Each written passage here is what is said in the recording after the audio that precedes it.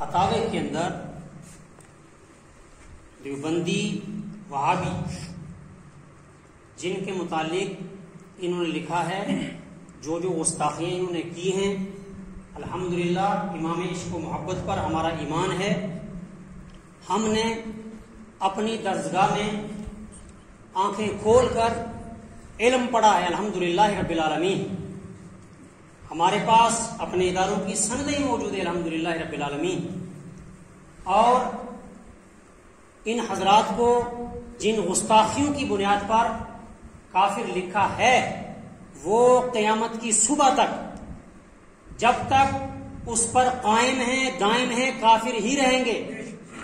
اور ان کے جو نیچے طبقے والے متبعین ہیں جو ان کی اتباع میں آج بھی چل رہے ہیں، اگر آپ ان سے پوچھیں گے برجستہ اشرف علی تھانوی کو آپ کیا مانتے ہیں، اگر اس کو علم نہیں ہے، وہ صرف کہتے ہیں میں مانتا ہی ہوں لیکن مجھے اندرونی علم کا پتہ نہیں ہے، اگر وہ بھی ان کی اتباع میں چلتے ہیں تو وہ بھی الحمدللہ رب العالمین اہل سنت والجماعت امام احمد رضا فاضل بریلوی علیہ رحمت کے نزدیک کافر ہیں الحمدللہ رب العالمین.